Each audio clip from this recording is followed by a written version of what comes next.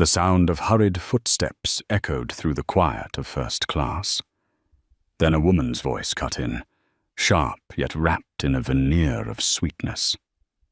"Sir, there's been a mistake. You need to move immediately and give up your seat for a VIP." The atmosphere wavered. Crystal glasses trembled on their stems. Every gaze turned to a young black man sitting in seat 3A. This was Ethan Brooks, 38 years old. He looked up, his expression steady, one hand resting lightly on the polished wooden table as though the demand had nothing to do with him. But inside, a cold wave spread, not out of shock, but out of familiarity. Standing opposite him was Claire Sutton, a flight attendant with meticulously applied makeup.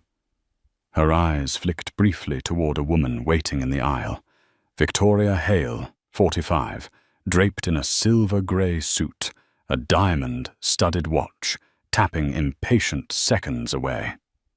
"That's my seat," Victoria declared, loud enough for the entire cabin to hear. "I always sit there."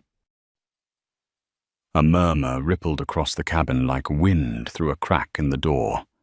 Passengers leaned, whispering, a few phones discreetly lifted to capture a moment they already sensed was about to spiral. Ethan frowned. He had done everything right, booked early, paid in full, checked in on time. The ticket in his hand, his platinum membership card, every piece of proof confirmed that 3A was his. Yet here, his very presence was being treated like a mistake that needed correcting. He reached into his wallet and drew out the platinum card. His voice was deep and deliberate, each word etched into the air. "I am a platinum member, and this is my assigned seat." For a split second, Claire hesitated. Surprise flickered in her eyes, then vanished behind a tight, practiced smile. "I understand, sir, but this seat is usually reserved for better customers." An invisible blade had just been driven in, short, cold, enough to sting to the core. Ethan could feel the weight of judgment, the whispers slicing through the air. Does he really look like first class? Maybe he did take the wrong seat. Doubt from the crowd coiled around him like barbed wire. But Ethan said nothing more. He sat straighter, his eyes sweeping the cabin, meeting each look of suspicion head-on. Within him, a storm swelled, not fear, but memory. Years earlier, he had been told he wasn't good enough, that he didn't belong. Today the scene replayed, but this time in front of an audience, and with someone who had no idea of the power they were challenging. Across the aisle, a young passenger tilted a phone under his jacket, secretly recording. The shaky lens caught every detail. Claire's forced smile, Victoria's arrogance, and Ethan's impossibly calm composure. A video was already in the making, waiting for a few taps to ignite across the world. Victoria clutched her crocodile, skin bag tighter, her voice dripping with entitlement. "I fly this route dozens of times. That seat has always been mine." She spoke loudly, intentionally, painting Ethan as the interloper, the man who didn't know his place. Ethan turned toward her, his voice low but carrying weight. "I fly this route as well. And today, this seat is mine." For a moment, first class seemed to stop breathing. Passengers waited, watching. Would he give in or stand his ground? The silence was so taut that even the faint hum of the air system seemed deafening. Then suddenly the faint smile on Ethan's face stiffened, and his eyes lit with a flash of steel. He knew this was not about a seat. It would not end here. It was about to explode, and the fallout would not be his to bear. They had no idea that the man they were dismissing was the founder of Hornova Technologies, a $6 billion company pioneering anti-bias technology in customer service.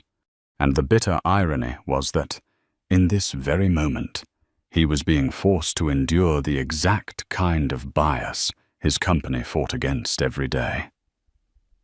Claire's smile froze as she stepped back. Victoria exhaled impatiently, flicking her wrist to flaunt the diamonds, certain the crew would settle the matter in her favor. But in Ethan's eyes, a storm had already taken shape.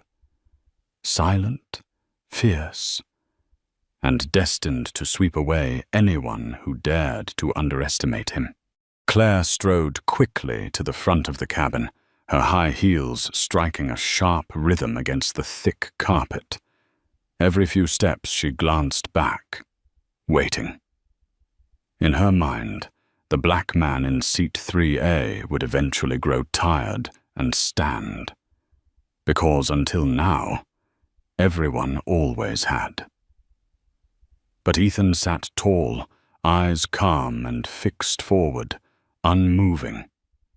He knew clearly that he had just stepped into a game where every move would decide not only the fate of a few passengers in this cabin, but the fall of an entire airline trembling on the edge. Victoria Hale remained firmly planted in the aisle.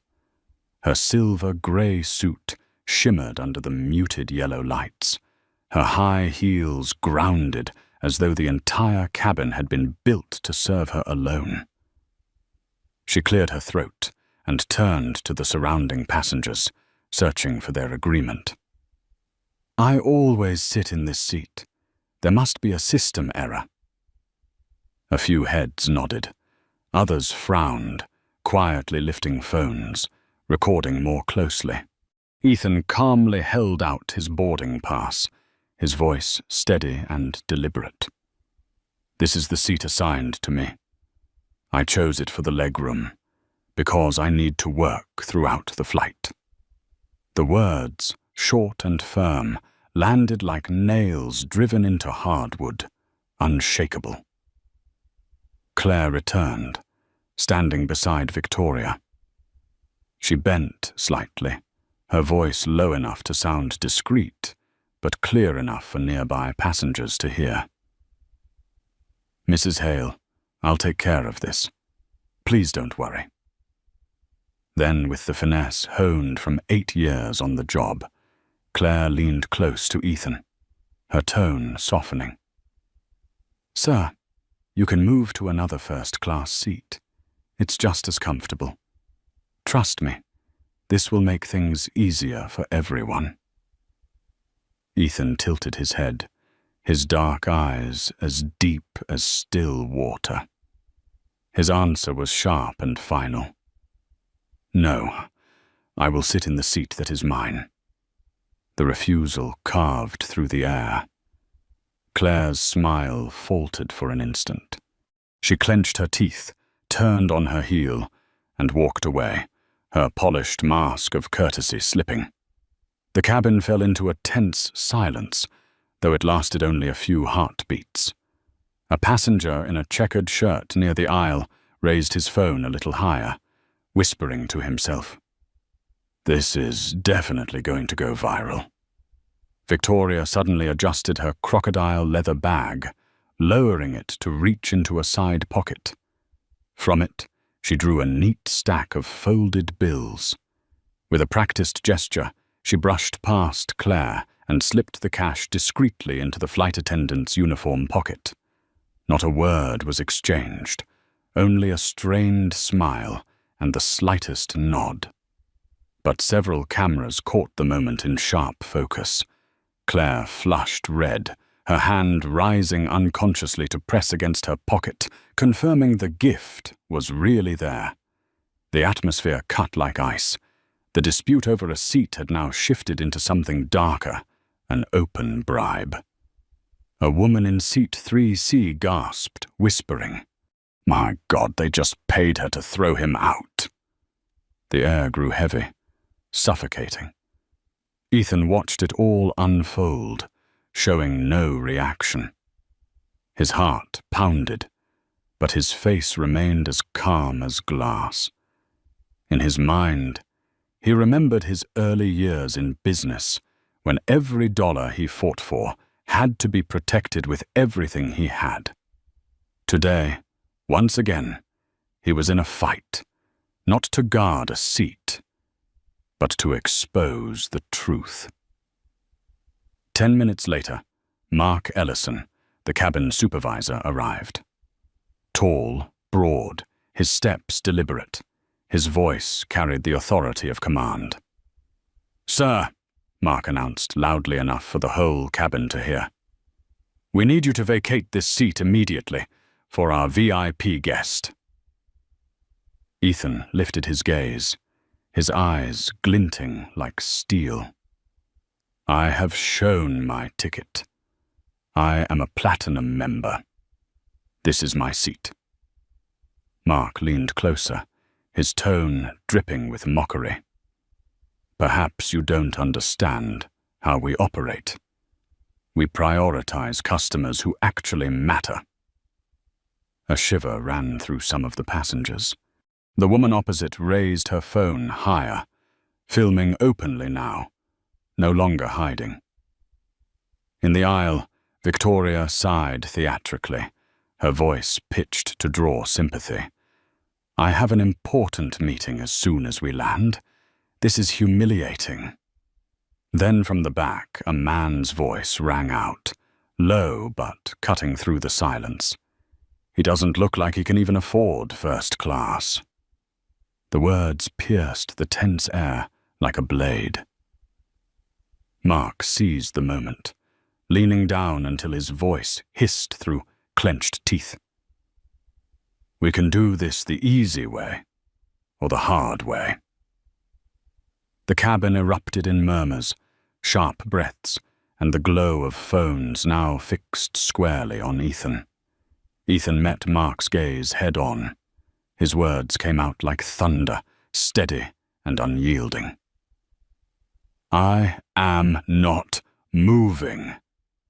6 short words, but they cracked through the cabin like lightning in a sealed sky. Mark pulled back, his face flushing crimson. He spun around, storming toward the front, his hand gripping the service phone tightly. Passengers could not hear what he said into the receiver, but his furious gestures and frantic dialing made one thing clear. The situation had escalated beyond his control. Ethan remained seated, his back straight, his eyes burning with a fire that had now been lit. Around him, whispers swirled. Cameras recorded every angle. Everyone in the cabin knew. This was no longer a simple seat dispute. This was the beginning of a storm. 10 minutes later, the cockpit door clicked open. The sound of metal striking metal echoed harshly, silencing the entire first-class cabin at once. 3 figures appeared. Captain Robert Hayes, 50, 5 years old, his face marked by decades of command, followed by Mark Ellison and Claire Sutton. Each step they took tightened the invisible cord wrapped around the passengers' chests. Everyone understood this was no longer a minor incident. This was an official intervention. Captain Hayes stopped beside seat 3A. His shadow fell over Ethan, creating a stark contrast. 3 standing, 1 seated. But in Ethan's eyes there was no fear, only a cold calm. "Sir," the captain's voice was clear, steady, honed through years of authority. "I have been informed of a seating issue. My crew has the authority to reassign seats when necessary to ensure the comfort of all passengers. Ethan lifted his gaze slowly, weighing each word before he spoke. His voice was deep and steady, carrying through the silence. With all due respect, I hold a confirmed ticket, a valid platinum membership. I chose this seat for the workspace and legroom. There is no policy that allows you to take it simply because another passenger prefers it. Murmurs rippled through the cabin. A few heads nodded in agreement. Phones, like unblinking eyes, captured every expression, every movement. Mark's lips curved into a sneer. He cut in. "If you continue to refuse, we will have no choice but to remove you from this flight." A threat, cold and blunt. Ethan raised an eyebrow, showing the first flicker of surprise. He tilted his head, his voice firm. "Are you saying I will be ejected for not giving up the seat I paid for?" The question fell heavy into the air, like a block of lead. Victoria Hale, waiting nearby, seized the moment. She sighed loudly, her tone dramatic, like an actress on stage. "Ridiculous. I have an important meeting right after landing. I have never been treated so poorly." But passengers shook their heads. A few whispered, "He's the one being mistreated, not her." Captain Hayes frowned, his voice sharpening. "This is your final warning. Either you move, or we will call security." The air thickened, like the sky before a storm. Ethan inhaled deeply, slowly slipped a hand into his jacket pocket. Passengers held their breath, expecting anger. But instead, he pulled out his phone, switched on the camera, and raised it to eye level. "Let's be clear," he said, his voice calm but each word a blade. "I am being threatened with removal from this flight for refusing to surrender a seat I purchased legally to another passenger." Mark's face flushed crimson. He lunged forward, hand reaching to snatch the phone. "No recording allowed." Ethan drew his hand back swiftly, eyes unblinking. "In fact," he replied evenly, "there is no federal law that prohibits recording on a plane, as long as it does not interfere with crew duties. This is evidence, to protect myself." Whispers surged through the cabin. Several passengers nodded. One man muttered, "He knows the law better than they do." Mark froze, his hand suspended, then withdrew, his eyes darkening. At that moment, the heavy sound of boots approached from the front of the plane. 2 airport security officers stepped in, uniforms crisp, eyes cold. The cabin seemed to shrink, filled only with the pounding hearts of many. They walked directly to seat 3A. One spoke firmly. "Sir, we've been informed of a situation requiring intervention. Please come with us and exit the aircraft." The cabin erupted in whispers, curses, and the rapid clicks of phones recording. Ethan tilted his head, staring directly at the captain and at Mark. His voice rang out, deliberate, forceful. "So this is confirmation. I am being forced off this plane, despite violating no policy simply for refusing to give up the seat I paid for." The question struck like an indictment in court. Captain Hayes hesitated, then answered. "You are being removed for causing a disturbance." Empty words. Many passengers' eyes flared with anger. A voice rang out from the back. "He didn't do anything wrong." Another passenger lifted their phone, declaring loudly, "I recorded everything, including when she stuffed money into the flight attendant's pocket, Don't you dare cover this up." Mark's face turned ashen. Claire stared at the floor, her hand still pressed against her pocket, holding the bribe. Victoria smirked, convinced victory was hers. Ethan rose slowly, his posture straight as steel. He tucked his documents into his briefcase, stepped into the aisle, flanked by 2 officers.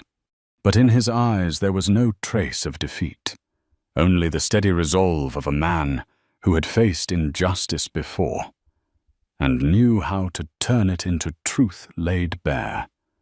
The cabin sat in breathless silence. They did not yet realize the man being escorted away held the power to decide the fate of the airline itself, and the real storm had only just begun. The airplane door closed behind him, leaving Ethan with a cabin full of uneasy stares and suffocating silence. His footsteps echoed softly along the jet bridge, each step striking against the cold wall of injustice. 2 security officers escorted him, their movements rigid, their eyes deliberately averted. Cool air rushed in from outside, calming the fire in his chest. Ethan paused, pulled out his phone, his fingers moving with precision. A message lit up on the screen. "Removed from flight. Classic case of discrimination. Prepare legal team." He pressed call. A steady voice filled his ear. "Samantha, it's me. Mobilize the entire legal team immediately. I want every step of the lawsuit process ready within the hour." The words carried no tremor, no haste. They radiated the calm authority of a man long accustomed to stepping into battle, whether on Wall Street or in court. Just then, a trembling but resolute female voice rose behind him. "Please, wait a second." Ethan turned. A young woman, no more than 27, stood holding her phone, its screen still glowing. Her face flushed with emotion, but her eyes burned with determination. "My name is Maria Lopez. I was seated right across from you," she said, her voice shaking, but every word firm. "I recorded everything, from the moment the flight attendant told you to move, to when that woman handed over the money." She extended her phone. The video played in sharp detail, Claire accepting the cash, Mark giving a discreet nod, and Victoria declaring with smug arrogance, "This seat has always been mine." Every word, every glance, every movement captured perfectly. Maria inhaled deeply, her hand still trembling but refusing to let go. "I couldn't just sit there and watch them do this to you. This is the evidence. You need it." Ethan was silent for a moment. For the first time since the confrontation began, his expression softened. He looked at Maria, a stranger, and yet it was as though he was seeing the last shard of justice still alive in this cold world.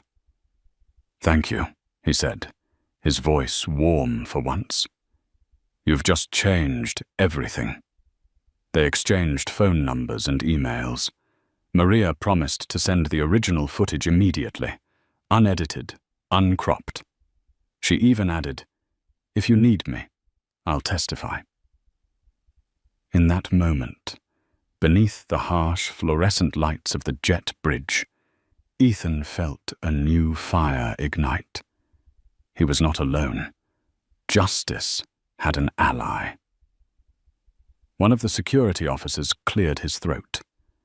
Clearly, even they had heard enough to understand this was no longer simple. They avoided Ethan's gaze, quietly gesturing that he could continue on. But Ethan did not rush. He stood still for a few seconds, eyes drifting toward the airplane, waiting to depart. In his mind, the puzzle pieces locked together. The bribe, the threats, the forced removal. and now the video that would spread like wildfire. This was not just the story of one passenger being expelled. This was a symbol of power abused and of truth poised to expose it before millions. He smiled faintly, not the smile of a man defeated, but of one holding the trump card. "Maria," he said, his deep voice steady. "Hold on to that video. Soon, the whole world will see." She nodded, her eyes shining with conviction. Ethan turned and walked on with the bearing of a general leaving the battlefield, not as a loser, but as someone who had secured the ultimate leverage. He knew that in the gleaming offices of Aerolux Airways, executives still sat comfortably, believing they held control. But within hours, they would realize they had provoked the wrong man. Because Ethan Brooks was not just a passenger, he was the CEO of Core Nova Technologies, a major shareholder controlling nearly a quarter of Aerolux's value. And now, with that video in hand, he also held the airline's fate. The automatic doors closed behind him, the mechanical hiss ringing like the opening bell of a storm. And a question lingered in Maria's mind, and in the minds of every passenger now replaying the footage on their phones. Would Aerolux survive the fury it had just unleashed upon itself? Just hours after Ethan left the plane, the world knew. The video Maria had sent him did not stay on her phone. It was uploaded, shared, and spread like a wildfire racing through a dry forest. The hashtag #AeroluxBias shot straight to #1 on Twitter. Facebook, Instagram, TikTok, every platform overflowed with clips. Victoria Hale slipping money into Claire's uniform pocket, Mark's awkward smile, and Ethan's calm voice declaring, "I have a valid ticket. This is my seat." Comments poured in like a flood. "I can't believe this is still happening in 2025. He stayed unbelievably calm. "They're the real disruptors. Fire the entire crew already." Within 2 hours, the video had 3 million views. 4 hours later, it had passed 10 million. National news outlets picked up the story. CNN's headline blared, "First-class passenger forced off flight to give up seat, and his true identity shakes the airline." In Aerolux Airways' gleaming headquarters, CEO Jonathan Harris sat frozen in front of his computer screen. His face turned pale as the trembling voice of the PR director came through the conference call speaker. "Sir, the video has gone global. Our image is collapsing." Harris gritted his teeth. "It's just a disruptive passenger. Issue a standard statement. Say we prioritize safety," and he refused to cooperate.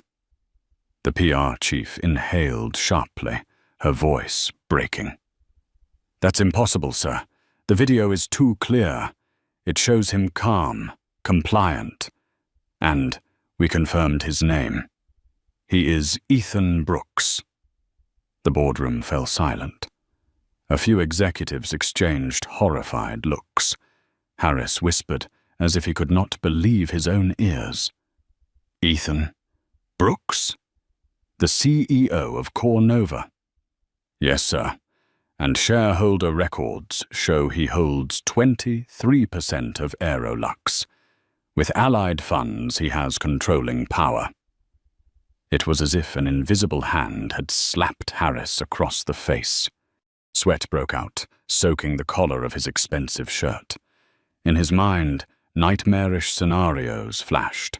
Stock prices plunging, partners pulling out, investors dumping shares, and above all, control of the airline slipping into the hands of the very man they had just humiliated in public. At that moment, the large wall screen blared an emergency alert. Aerolux stock prices were in freefall, down 11% in 30 minutes. News tickers scrolled non-stop. Investors flee. Bankruptcy risk if crisis not contained. Meanwhile, in a private meeting room at a nearby private airport, Ethan sat with Core Nova's executive team. Beside him were COO Sarah Jenkins, the head of legal, and the communications director. No one raised their voice, but urgency burned in every eye. Sarah opened her laptop, turning the screen toward Ethan. The video has passed 15 million views. 3 senators just tweeted calling for an investigation. Global media outlets are covering it. This is your chance not only to defend yourself, but to reshape the entire airline industry. Ethan sat still, hands clasped, his eyes deep in thought. Memories of his childhood in a poor neighborhood resurfaced. Memories of being told he could not sit in a certain seat in class because it wouldn't look right. He tightened his grip, then let out a long breath. "We will not stay silent," he said. "Prepare a statement, not a complaint, but a warning." The communications director nodded quickly and began drafting. Back at Aerolux, Jonathan Harris frantically dialed the board, his voice breaking. "We have to stop this. We need to apologize immediately. We have to do something before everything collapses." But he did not realize that every move was already too late. The storm could not be contained. It had swept across the world, ripping the mask off Aerolux and placing power squarely into the hands of the man they tried to push aside. In that moment, Ethan Brooks lifted his head, his eyes shining with steel. He knew this was no longer about a seat. It was about dignity. And this time, he would not back down. On the top floor of Aerolux headquarters, the glass-walled boardroom gleamed like a bright box against the late afternoon sky. But inside, the air was thick and heavy, like stone pressing down. The senior executives sat in silence, the only sounds the clicking of pens and the sharp breaths of anxiety. CEO Jonathan Harris sat at the head of the table, his usual confidence gone. His tie hung loose, sweat soaking the collar of his shirt. Every eye in the room was fixed on him, not searching for answers, but ready to assign blame. The phone on the table buzzed violently. His assistant rushed over, voice trembling. "Sir, Ethan Brooks's office is on the line. They demand to speak immediately." The entire room froze. Harris swallowed hard, his hand shaking as he pressed the speaker button. "Mr. Harris," Ethan's voice filled the room, deep and steady, yet sharp as steel cutting through air. "I have seen the video. Millions of others have seen it too. There is no need to debate what happened. I have only 2 demands." The executives leaned forward, their hearts pounding. "First," Ethan continued, each word striking the oak table like a hammer on a nail, "the entire crew involved, including the captain, the cabin supervisor, and the flight attendants, must be terminated immediately." A wave of unease rippled through the room. Harris frowned, struggling to regain a tone of reason. "Mr. Brooks, we can suspend them pending investigation. A rushed decision like that could—" "No," Ethan cut him off, calm but cold as a blade. "Terminate them. Right now." Harris gripped the edge of the table, trying to stop his hand from trembling. "My second demand," Ethan said. "The $50 million contract Aerolux has been negotiating with Core Nova consider it cancelled." The words landed like a thunderclap. Several executives shot to their feet, chairs screeching against the floor. Their faces drained of color. One muttered in disbelief, "God, if we lose that contract, we'll have no chance to modernize the system." Ethan did not let them interrupt. "I am the largest shareholder in Aerolux. If these demands are not met, I will liquidate my entire stake this week. And I assure you, other investors will follow. When that happens, your company will not just lose a contract. You will lose everything." In that moment, cold sweat slid down Jonathan Harris's spine. He looked around the room, faces stunned, tense, and despairing. Everyone understood. This was not a threat. This was a sentence. Harris drew a shaky breath, trying to steady his voice. "Mr. Brooks, surely we can negotiate. We apologize deeply, we." Ethan's voice cut through, firm and final. "I don't want apologies. I want accountability. I want justice enforced. And I want it now." The room went silent. The ticking of the wall clock was the only sound, each beat like a countdown to the airline's fate. Suddenly, the boardroom door burst open. A financial analyst rushed in, pale-faced, clutching a tablet.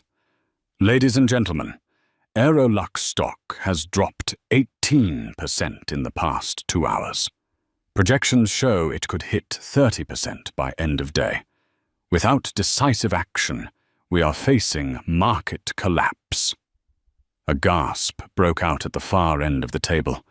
Another director whispered hoarsely, "Bankruptcy if we lose Brooks. Bankruptcy is certain." Harris sank deeper into his chair. He was used to giving orders, used to control, used to being praised as the savior of the airline. But now, the true power was outside this room, in the hands of the man he had dared to humiliate in the skies. Ethan's voice returned, quieter yet cutting. "You have 12 hours. Meet my demands, or Aerolux will vanish from the aviation map." The call ended. The room sat in silence, though the lights still glared bright. Harris lowered his head into his hands. The directors exchanged glances, and in their eyes there was no more debate, only fear. They all knew. It was not Ethan Brooks who needed Aerolux. It was Aerolux kneeling before him, and the ultimatum had just fallen like the final stroke of an executioner's blade. That night, the top floor of Aerolux headquarters still burned bright as if it were daytime. The cold glow of fluorescent lights spilled across the glossy wooden table where the board of directors had been hastily summoned. Some were still in golf shirts, others in suits with jackets unbuttoned, but all carried the same expression, sheer dread. Outside, Aerolux stock continued its free fall. The ticker screens flashed relentlessly. 22%, 25%. The red numbers glared like bleeding wounds. In just a few hours, billions of dollars in market value had evaporated. Jonathan Harris sat at the head of the table, fingers laced tightly as he tried to project calm, but his pale face betrayed him. When the chairman of the board slammed his gavel against the table, the room fell into silence. "We have no more time," the chairman rasped. "Brooks has issued an ultimatum. Either we comply or we collapse. What do you want to do?" A wave of whispers broke out. A silver-haired director leapt to his feet, his hand trembling. "We cannot allow one shareholder. No matter how large, to dictate the entire airline. If we fire the crew immediately, we violate personnel protocols. The union will sue. And cancelling the $50 million contract. What else do we have to rely on? A female director shot back, her voice sharp. If we don't act now, by tomorrow there won't be a company left for anyone to sue or a contract left to sign. Do you not see the market is tearing us apart? This isn't about unions. This is about survival. Chairs scraped. Voices overlapped. The tension in the room stretched to breaking. Harris closed his eyes, his head pounding like hammers. He knew Aerolux had been driven into a corner. Then a young voice rose from the end of the table, the financial analyst who had joined less than 2 years ago. His voice trembled, but his eyes blazed. If Brooks pulls his investment, every other fund will follow. The stock will nosedive without breaks. Bankruptcy is only a matter of time. We are arguing while the company is dying outside these walls. He isn't bluffing. He's already proven his power. Silence swept across the room. The weathered eyes of veteran executives dropped. The chairman turned to Harris. You are the CEO. Your final call? Harris swallowed hard. In his mind, he saw again Ethan sitting tall in first class, the unwavering gaze that now pierced through his own helplessness. For the first time in his career, Jonathan Harris felt utterly powerless. We will have to comply, he said, his voice cracking. Fire the crew and announce it publicly. Tonight. A murmur rippled across the table. Some nodded grimly, others winced, but none objected. They all knew this was the only choice to keep Aerolux alive. The legal team immediately drafted a press release. Aerolux Airways issues a public apology and confirms the immediate termination of 3 employees involved, effective at once. But as the statement was read aloud, a younger director frowned. Will that be enough? Brooks wants more than words. He wants to see action. The room fell silent again. Eyes darted nervously, heavy with fear.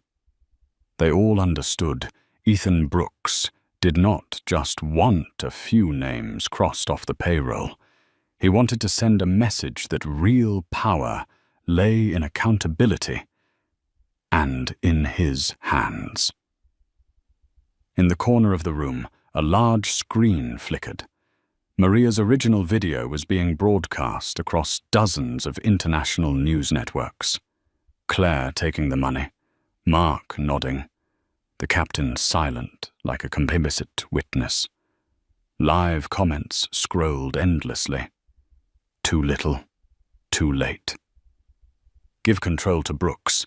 He's the one fit to lead this airline. This isn't an incident. This is a turning point in history. Jonathan Harris closed his eyes, his heart hammering out of rhythm. He knew. Even if they bowed to the ultimatum, Aerolux would never be the same again. And out in the darkness, the man who had been forced out of seat 3A was already preparing his next move, the move that would decide whether Aerolux survived or vanished forever from the skies. It was late at night, but in a private conference room at the executive terminal, the lights still blazed. The glass walls reflected the image of a small group seated around a long table. At the center sat Ethan Brooks, his expression calm to the point of coldness, as if the storm outside was only a prelude to the symphony he was about to conduct. Beside him was Sarah Jenkins, the sharp COO, with her hair neatly tied back and eyes gleaming behind thin glasses. Across from him sat Alan Price, the short but razor-voiced head of legal. To the right was Monica Torres, the communications director, her hands poised on her laptop as she tracked the torrent of news flooding the world. "The video has passed 25 million views in just 10 hours, Monica reported, her voice barely hiding her excitement. "International media, politicians, even Hollywood celebrities are sharing it. Aerolux is no longer just an airline. It has become the symbol of discrimination." Alan cut in, his tone dry and metallic. "Civil lawsuit, at least $200 million. Federal aviation law allows it. I already have the case file ready. With the bribery evidence, we can drag Aerolux straight into court." Sarah nodded, her voice steady but firm. "Not just the courts. The market will be the greater tribunal. If you pull your capital and declare no confidence in Aerolux leadership, the stock will nosedive. They will kneel." Ethan remained silent. His hand brushed lightly against the phone in front of him. On its screen, the face of Maria Lopez appeared briefly, the young woman who had handed him the proof. She was a small piece, but a crucial one in this massive chess game. His gaze deepened. He thought back to the early years of his career, when every contract had to be won through grit and intellect.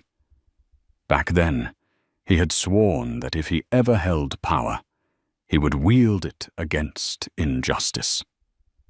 Tonight, that vow pulsed through every fiber of his being. He raised his head, his voice resonant and steady, like the beat of a drum. "We will not just react. We will go on the offensive. Aerolux believes this is a crisis they can smother with press releases and a few sacrificial firings. They are wrong. This is the beginning of change. And I will be the one to shape it." Monica frowned, her tone sharp with strategy. "You want to turn a personal incident into a global campaign?" Ethan nodded. "We will call for transparency in the airline industry. A binding pledge against bias. Cornova will lead the charge. They humiliated me on their plane. I will humiliate them before the entire world." Alan tapped the table lightly. "And on the legal front, I will make them pay. Not just in money, but in reputation, something they cannot buy back." Sarah's thin smile curved, her eyes gleaming like blades. "You know, Ethan, I haven't seen you this resolute in years." He looked each of them straight in the eye. "They think I am just a troublesome passenger. They don't know I hold 23% of their stock. If I must, I will buy more and take full control. Aerolux will become ours, and I will show them what justice truly means." For a few seconds, the room fell silent, not from doubt, but from the sheer weight of his words. This was no longer a plan. It was a declaration of war. Outside the glass, the runway glowed under amber lights. The distant roar of a private jet taking off echoed like the opening drumbeat of a new battle. Sarah placed her hand on the table, her voice ringing firm. "Then let's begin. This fight is no longer just about Aerolux. It will be a message to the entire world." Ethan gave a slight nod. In his eyes, the fire of resolve burned bright. The first strike had already sounded. And from this moment, Ethan Brooks's counteroffensive began, not just to reclaim Seat 3A, but to win back dignity for millions who had been dissolved and demeaned. Dawn had not yet broken, but the top floor of Aerolux headquarters blazed with light. Jonathan Harris sat motionless in his vast office, dark circles under his eyes after a sleepless night. The screen before him glowed with streaks of red, Down 30. 1% in stock value in just 12 hours. The airline once praised as the gold standard was now being shredded by the markets like a dying beast. The phones never stopped ringing. Investors demanded answers. Major funds had already begun to pull out. His inbox overflowed with hundreds of emails from customers cancelling tickets, cancelling contracts, vowing to boycott. This was no longer a scandal. It was an earthquake, erasing the reputation Harris had spent his entire career trying to build. The door burst open. The chairman of the board and 3 senior members entered, their faces taut with tension. The chairman slammed a morning paper down onto the desk. On the front page was a photo of Ethan Brooks being escorted off the plane by 2 security officers. The headline screamed, "Aerolux's largest shareholder forced from his legal seat, airline on the brink of collapse." "Jonathan," the chairman growled, "do you understand the catastrophe we've unleashed? He wasn't just a first-class passenger. He is the man who can destroy us with the snap of a finger." Harris croaked, his voice hoarse. "I've ordered the crew fired. I've signed the apology. We're containing this." "Containing?" another director snapped, slamming his palm on the table. "The whole world has seen the video. No one believes that half-hearted apology. And Brooks just refused a reconciliation call. He's preparing something and we have no idea what." The air pressed down like a bomb ready to explode. With each passing second, fear burrowed deeper. At that moment, an aide rushed in, clutching a tablet, face pale. "Breaking news. Cornova, Brooks' company, has just issued a global statement. They're calling on all airlines to sign a transparency pledge against discrimination. Any company that refuses will be named publicly." The room convulsed. A wave of dread swept across every face. They all understood. This was no longer a personal lawsuit. This was an industry-wide revolution. And Aerolux had been named first. The chairman's voice dropped, each word falling like a hammer. "Jonathan, Aerolux has lost control. Brooks is rewriting the rules. And we, the ones who thought we held power, are nothing more than pawns in his hands." Harris buried his head in his hands, his heart heavy as stone. In his mind flashed the image of Seat 3A, the seat he had dismissed as a trivial matter only hours ago. Now it had become a global symbol, a mortal wound that could erase Aerolux from the skies forever. Meanwhile, across the city, Ethan sat in Cornova's boardroom. Screens displayed live news, Harris floundering, Aerolux's board in chaos. The news of Fly Fair, the campaign launched by Cornova, was spreading like wildfire. Sarah Jenkins leaned in, whispering, "You've left them no escape." Ethan closed his eyes, a flicker of weariness passing over him. But when he opened them again, his gaze was sharp as a blade. "Not yet. They still think they can bargain. I will show them. Dignity is never up for trade." At Aerolux headquarters, the phone rang again. The secretary, trembling, handed it to Harris. "It's Brooks on the line. He wants to speak directly to the board." The entire room froze. Harris's heart pounded. He knew this was not a negotiation. This was judgment. And the ringing continued, echoing like the scythe of death poised to fall. The phone rang out across the vast Aerolux boardroom. Jonathan Harris's hand trembled as he pressed the speaker button. At once, Ethan Brooks's voice filled the room, steady and commanding, resonating with the weight of judgment. "We meet again, Mr. Harris, but this time not on an airplane. This is a courtroom, and you are the defendants." The air thickened. Faces around the long table froze. Only the ticking of the clock echoed like the strike of a gavel. Ethan continued, calm yet authoritative. "I witnessed your employees accept a bribe, forcing a paying passenger from his rightful seat. I was humiliated in public, not because I lacked money or power, but because of the color of my skin. The video exposed everything, and the world does not forget." An older director cleared his throat, trying to interject.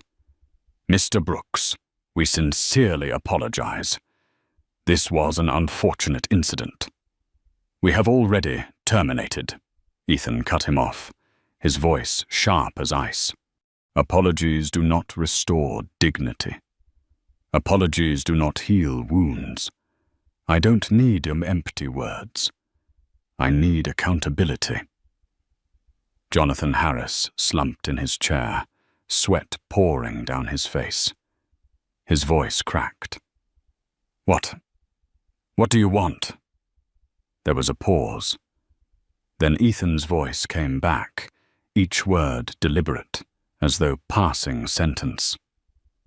"3 things. First, the crew involved has been dismissed, but I want it made public, immediately, at a global press conference.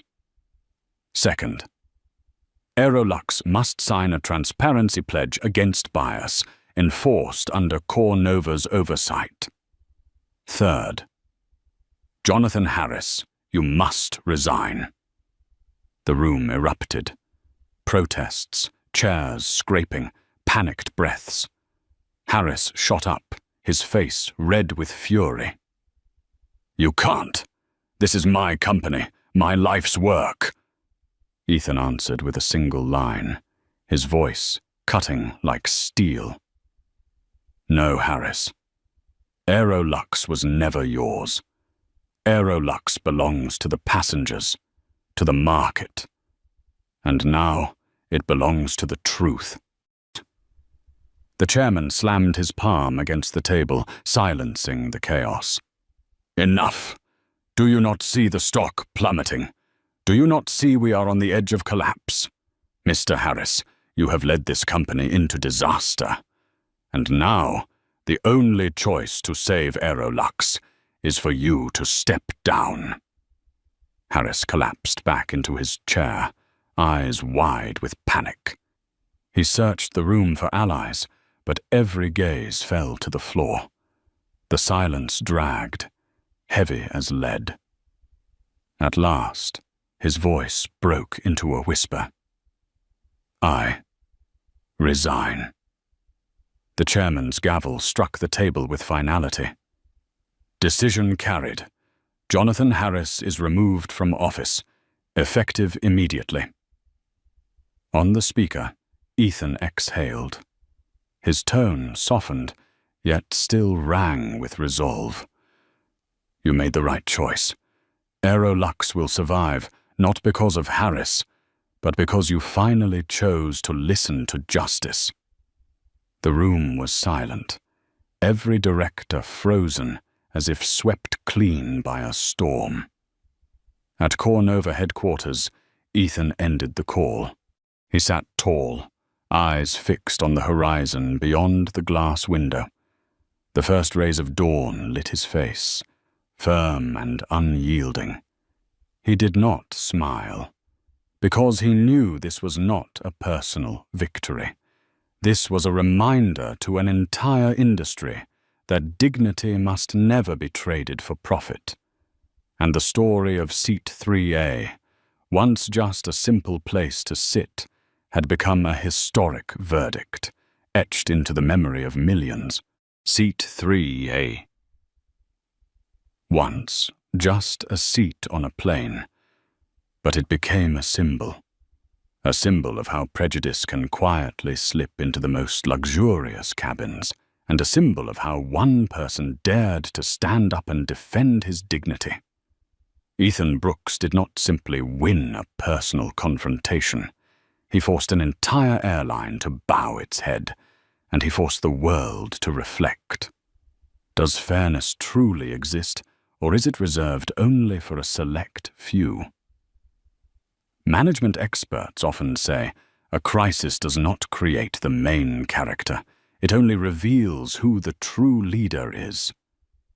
Ethan did not choose to become a hero, but his composure, his unwavering belief that legal rights are never a commodity to be bargained away, transformed him into the spark for a greater change. And the message for all of us is crystal clear. Dignity is not a privilege. It is the inherent right of every human being. If you too believe that justice must be upheld, that no one deserves humiliation simply because of their appearance, then hit like and subscribe to stand with us in uncovering stories that expose the truth. And leave a comment with just 2 words, justice, to affirm that you too stand on the side of what is right.